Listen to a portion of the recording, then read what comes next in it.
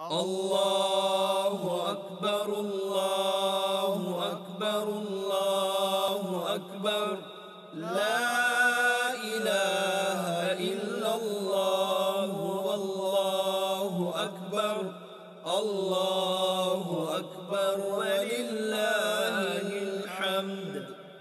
بسم الله والصلاة والسلام على سيدنا محمد وآله وأصحابه أجمعين. اللهم صل على محمد وعلى آل محمد كما صليت على إبراهيم وعلى آل إبراهيم إنك حميد مجيد. اللهم بارك على محمد وعلى آل محمد كما باركت على إبراهيم وعلى آل إبراهيم إنك حميد مجيد.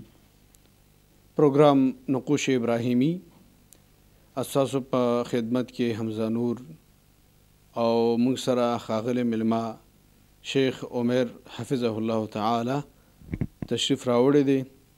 جزاک الله خیرا، بارک الله فیک. تاسو موږ له دغه قیمتي ټایم راکړ، الله دې تاسو نه خوشحاله شي. اهلا وسهلا، جزاکم الله خیرا. پروګرام نقوش ابراهیمی د دې نه مخکې هم یو څو کړی شوي چې هغې کې اهم مسائل ذکر شو. هغه مسایلو کې د حج مسایل هم دغه رنګې د اضحی متعلق هم څه مسایل پیش شو. نن مزید پکې څه اضافه کوو چې د نقوش ابراهیمی د موضوع کې یو بله وړه څانګه چې نوم یې د غوښې تقسیمول. قرباني مو کړه، نو قربانۍ غوښې به په کوم ډول تقسیمو او شرعي احکام موږ ته څه متوجه دي باره کې نن به انشاء الله تعالی عزیز په دې باندې به بحث کوو او د شیخ محترم نه به استفاده کوو. شیخ صاحب، قرباني خو یو اهم عبادت دی او الله رب العالمین ته یو خوښ عبادت دی. د ابراهیم علیه السلام د هغه په یاد کې د هغه قربانۍ چې ورکړې وه د خپل زوی اسماعیل علیه السلام، د هغه امتحان الله رب العالمین په ابراهیم علیه السلام کړو او هغه به کامیاب شو. نو الله رب العالمین د ټول امت دپاره دا یو سنت وګرځول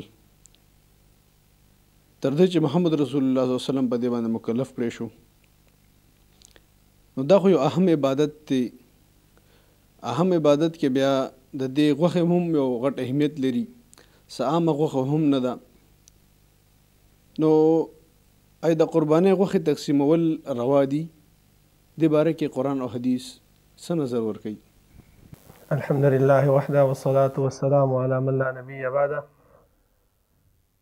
زه د پیغام ټي وي شکریا ادا کوم او ورسره ستاسو شکریا ادا کوم چې تاسو وخت په وخت باندې د عوامو د اصلاح دپاره او د عوامو د ښېګړې دپاره داسې پروګرامات جوړوئ. اوس باید دا قرباني احکامات را روان دي، د دې متعلق دا سوال تاسو چې کوم وکړو چې آیا دا د غوښې تقسیمول دا روا دي او که نه. نو الله رب العالمین ټولو کې اوله خو دا ده چې انسان کله قرباني کوي نو خپل نیت هغه صحیح کول پکار دی، ځکه الله رب العالمین ته د دې قربانۍ نه غوښه رسیږي او نه وینه رسیږي. الله رب العالمین ته چې د انسان د طرف نه کوم شی رسیږي هغه څه شی دی؟ هغه تقوا ده، هغه اخلاص دی. ځکه الله رب العالمین فرمایي چې لن ینال الله لحومها ولا دماؤها ولکن یناله التقوى منکم. تقوا د الله رب العالمین مطلوب دی. اوس دې غوښې سره به څه کوو؟ ځکه الله ته خو نه رسیږي نو څه به کوو؟ غوښه به د مسکینانو ته تقسیمو. ځکه الله رب العالمین فرمایي چې فکلوا منها واطعموا القانع والمعطى. قانع ویل کېږي هغه فقیر ته، هغه مسکین ته چې هغه د خپل د عفت او د خپل د پاکدامنۍ د وجې نه سوال نه کوي. او معتر هغه ته ویل کېږي چې ځان پیش کوي، لکه مثال جامې زړې اچوي، کپړې زړې دي او داسې ځي ته لاړ چې ځان مسکین پیش کوي او څه د وجې نه سوال نه کوي. سړي ته خپله پته لګي چې یا دا سړی څېرې مسکین دی. دغه شان د مسکینانو ته ورکول دا غوښه روا دي. صحیح، جزاک الله خیرا. قرباني کوونکي باید د قربانۍ له غوښه څه وکړي؟ قرباني غوښه چې دی نو هغه ما تاسو ته مخکې وویلې چې الله رب العالمین فرمایي چې دا به په فقراو باندې به تقسیموي او په مسکینانو باندې به تقسیموي، څه به ځان سره ږدي. لکه رسول الله صلی الله علیه وسلم حدیث دی چې هغه وایي چې دا تصدقوا وتدخروا وتصدقوا، ځان سره ذخیره کوي او بیا صدقه د الله رب العالمین په لار کې ورکړي. شیخ صاحب آیا د معمولی اندازې غوښې تقسیمولو اړون په اسلامي شریعت کې څه شته؟ نه، د اندازې دغه په شریعت کې څه نشته، ځکه ابن باز رحمه الله د سعودي مفتی دی، لوی مفتی دی، هغه دا حکم بیان کړی دی چې الله رب العالمین د دې څه دغه نه دی بیان کړی چې تاسو دا 3 حصې کې لکه نن سبا زمونږ د عوام یو خپل لپاره دی، یو خپل خپلوانو لپاره دی، یو فقراو لپاره دی، نه بلکې الله رب العالمین فرمایي چې فکلوا منها واطعموا البائس الفقیر، خپل هم وخورئ او فقیر هم ورکوئ. همدغه شان رسول الله صلی الله علیه وسلم فرمایي چې ځان سره ذخیره هم کوي او صدقه هم ترې نه ورکوي. نو دې تعین نشته دی په شریعت. که سړی دې ته شریعت ونه ووایي او ځان سره تقسیم وکړي چې دا حصه د فقیرانو ده او د تقسیم ته شریعت ونه وایي، بلکې هسې یو خپل ځان له یو اندازه مقرر کړي، او که خپل ځان اندازه مقرر کړي څه مسله نشته، خو شریعت ورکول دا صحیح نه دي. صحیح دی. شیخ صاحب آیا په ګاونډیانو غوښه تقسیمول سنت طریقه ده؟ او ګاونډیانو باندې غوښه تقسیمول سنت دي، ځکه رسول الله صلی الله علیه وسلم ته یو وخت کې جبرئیل امین راغی او ورته یې وویلې چې د ګاونډي هغه صفات بیان کړه، د ګاونډي سره ښېګړه بیان کړه. نو رسول الله صلی الله علیه وسلم دا وایي چې ما دا ګمان وکړو چې انه سیورثو، گویا کې دا په میراث کې ما سره شریکوي. دومره تلقین او دومره دغه یې وله ورکړلو چې د ګاونډي سره دغه ښېګړه پکار ده. نو که غوښه تقسیم کړی شي دا هم په دې ښېګړه کې راځي. صحیح. مطلب د ګاونډي په یو مسلمان باندې ډېر حقوق دي او اسلامي شریعت د حقوقو لپاره ډېر غټ خیال ساتي او د ګاونډي ډېر غټ حقوق راغلي دي، چونکې دا موضوع نه ده ګنې موږ پکې تفصیل کېدلی وی. بهرحال د ګاونډي په هر شان سره د او په هر لحاظ سره د خیال ساتل پکار دي. یو ټایم کې به اوږه ښکته موړی، بعضې اوقات په تیزه خبرو وکړلی شي، نو بیا هم هغه ته به اوږه ښکته وړي، ځکه ګاونډي حقوق په اسلام کې ډېر راغلي دي. بایچاره چې ورته مونږ وایو، نو اسلام کې الله رب العالمین او محمد رسول الله صلی الله علیه وسلم د ګاونډي ډېر حقوق ښودلي دي. ان شاء الله تعالی کوم داسې خاص پروګرام که دې کې منعقد شو نو د ګاونډي حقوقو پکې بیان شي. د شیخ صاحب که څوک ټوله قرباني له خپلې کورنۍ سره وخوري او هیڅ چاته هیڅ ورنه کړي، نو اسلامي شریعت کې دې څه حکم دی؟ اسلامي شریعت کې د دې حکم دی چې دا روا ده که یو انسان ټوله غوښه خپله وخوري، ځکه یو انسان داسې وي چې د حیثیت د قربانۍ لري او نور غریبانان یې چاله ورکولی نه شي، نو که هغه ځان له خپله دا غوښه وخوري نو په دې کې څه ممانعت نشته دی، کولی شي. مطلب الله او رسول په دې باندې سرت نه دی کړی، جایز دی. صحیح. شیخ صاحب آیا د قربانۍ غوښه ذخیره کول روا دي؟ او قربانۍ غوښه ذخیره کول روا دي، خو په هغې کې صدقه هم پکار ده، ځکه ما تاسو ته مخکې حدیث بیان کړو چې رسول الله صلی الله علیه وسلم فرمایي چې ذخیره کولی شي وتصدقوا، بیا صدقه هم ترې کولی شي. دا دې څه مالیات میم زما ټول زما به کار نه کوي، بس لږ معمولي بل باندې مو خورو، خپله مو خورو.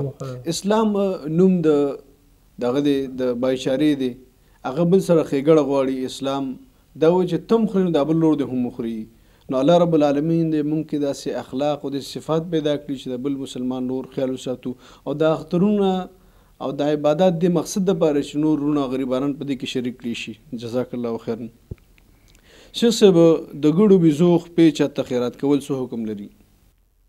دا د قربانۍ دا اندام دی، د هغې دغه لکه څنګه چې غوښه تقسیمولی شي دغسې اندام تقسیمولی شي، دې کې څه دغه نشته دی، څه ممانعت نشته، څه حکم نشته دی.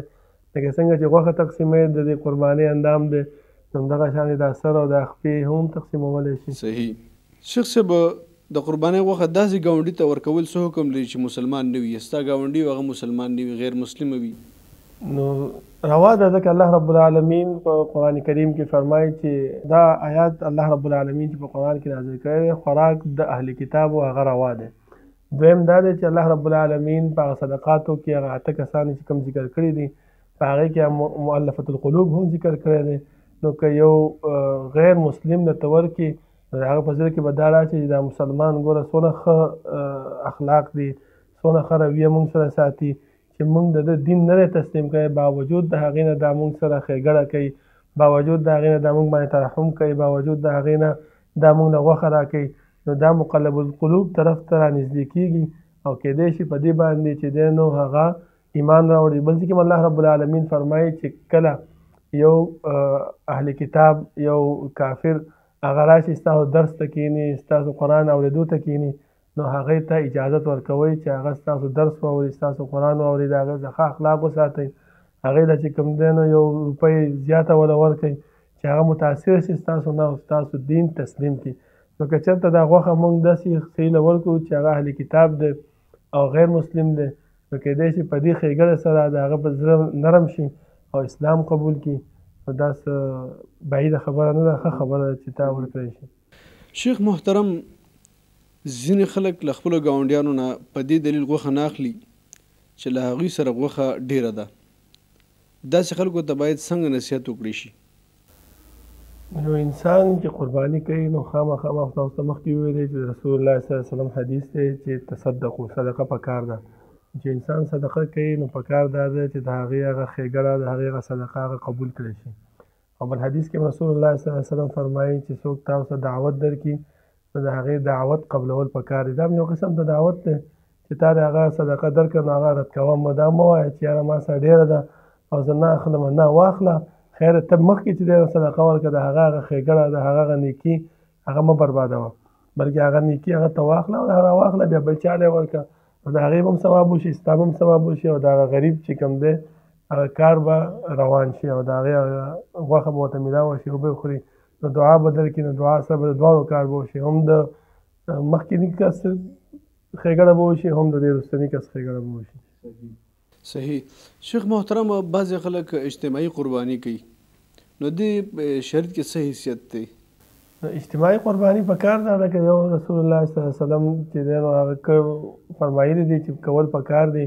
اوښ کې چې دی اجتماعي قرباني پکار ده، حصې پکار دي، همدغه شانتې په غوا کې 7 حصې دي، چیلي کې همدغه شانتې حصې دي. همدا اجتماعي قرباني نه شیخ صاحب، اجتماعي قرباني داسې لکه خلک یو ویلفیر ټرسټ دی، خلک هلته بس پیسې ورکوي، یو 2 غواګانې د هغې مطلب غټ تعداد سره باندې قرباني کوي، نو هغوی بیا فقراو کې تقسیموي.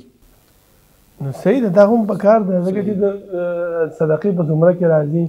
یو انسان دا دی چې الله رب العالمین مال ورکړی دی، الله رب العالمین هغه د دولت ورکړی دی، نو پکار دا دی چې هغه مال د الله رب العالمین په لاره کې او د الله رب العالمین د دین د اوچتوالي دپاره هغه استعمال کړي.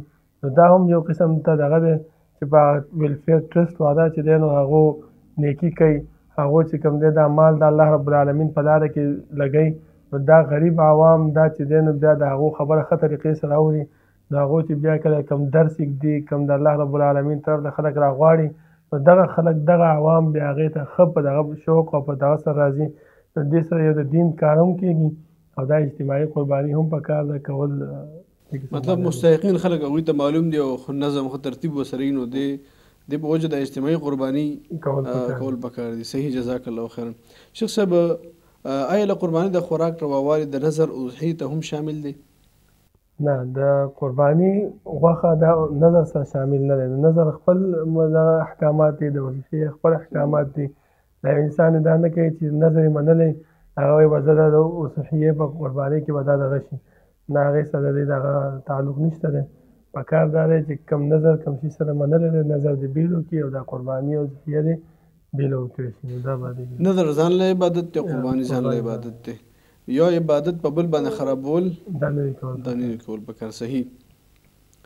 شیخ صاحب، که د کور خادم او مسلمان نه وي او د قرباني غوښه پخه کړي، آیا خوراک کول ترې جایز دي؟ قرباني غوښه که د خادم وي او هغه مسلمان نه وي او غوښه پخه کړي، نو دې کې ممانعت به نه وي، ځکه انسان ته پته ده چې دا داسې خادمه ده چې دا ماله څه مشکل نه جوړوي، څه داسې یو کار ونه کړي چې په هغې باندې ماله تکلیف میلاو شي، نو په هغې کې روا ده. ځکه ما تاسو مخکې هغه آیات د اهل کتابو د خوراک بیان کو چې الله رب العالمین د اهل کتابو د خوراک او د اهل کتابو د پخلي نه چې کوم دی منع نه ده کړې، روا کړې ده. نو که یو زنانه داسې چې هغه اهل کتابو نه وي، هغه مسلمانه نه وي، هغه پخلی وکړي، نو هغه پخلی چې دی نو هغه روا دی، هغه خوړل پکار دی، هغې کې داسې ممانعت به ځای چې نه وي. صحیح صحیح، جزاک الله خیرا. دا یو سوال دی شیخ صاحب محترم او مهم سوال دی چې د قربانۍ د وجوبوالي دپاره کوم داسې شرط شته دی؟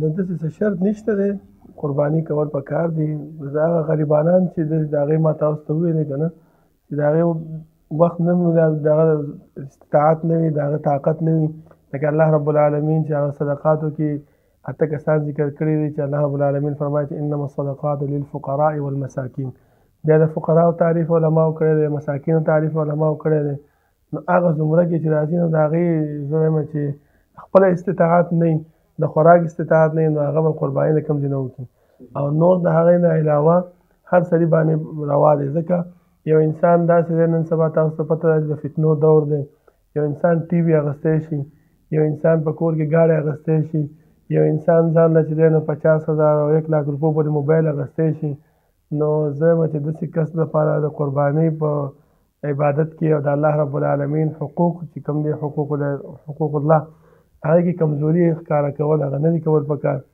ځکه چې ځان لپاره کوم اوچت نه اوچت شی اخیستی شي اوچت نه اوچت مصرف په ځان باندې کولی شي نو که د الله رب العالمین دپاره وکړي او الله رب العالمین فرمایي چې چا الله رب العالمین ته قرضه ورکړه ده نو الله رب العالمین د هغې قرضې بدله څه ورکوي اوچت په اوچت من جاء بالحسنة فله 10 امثالها لس چنده الله رب العالمین ورکوي بل ځای کې الله رب العالمین فرمایي چې د دې مثال لکه د هغه د جوار د دانې دی یو دانه چې دی نو په هغه کې واچولی شي هغه بیا وږی وکړی دی په هغه وږي کې څو دانې وي نو همدغه شان دی که ته ورکوټې نیکي وکړې نو الله رب العالمین د هغې نیکي اجر تا له څه درکوي ډېر دله درکوي قرباني دپاره نصاب خو شرط نه دی خلک وایي چې تا سره ونیمو تولېږالي انتا باندې بیا قرباني واجبه ده نه د دې دپاره څه شرط نشته اما د قربانۍ چې کول دپاره کوم دغه دی د څاروی دی په هغې کې دغه شته دی چې 2 غاښي به وي او دغه به دا شته لکه حدیث کې مسنه لفظ راغلی دی دا بعضې خلک وایي چې په کال باندې پورې 2 کاله دی 3 کاله دی او غاښې نه یې راښتی نه دا پکار نه دې ته هم کتل پکار دي دې ته هم کتل پکار مهم مسله نو غاښ روا دی که هغه دغه ورکوټې وي که غټ وي که هر څنګه خو چې غاښ یې کړی وي حدیث کې رسول الله صلی الله علیه وسلم دا لفظ د مسنه ذکر کړی مسنه ویلی کېږي 2 غاښي ته نو 2 غاښي خیال ساتل پکار صحیح محترم سامعینو زمونږ وخت پای ته رسي ان شاء الله تعالی داسې مهم موضوعات چې کوم مسلمان ورته حاجت لري او پیغام ټي وي به ان شاء الله وخت په وخت داسې پروګرام راوړي چې عام مسلمان د دې نه مستفید شي اجازت غواړو والسلام علیکم ورحمۃ اللہ وبرکاتہ الله اکبر الله اکبر الله اکبر لا اله الا الله والله اکبر الله اکبر ولله الحمد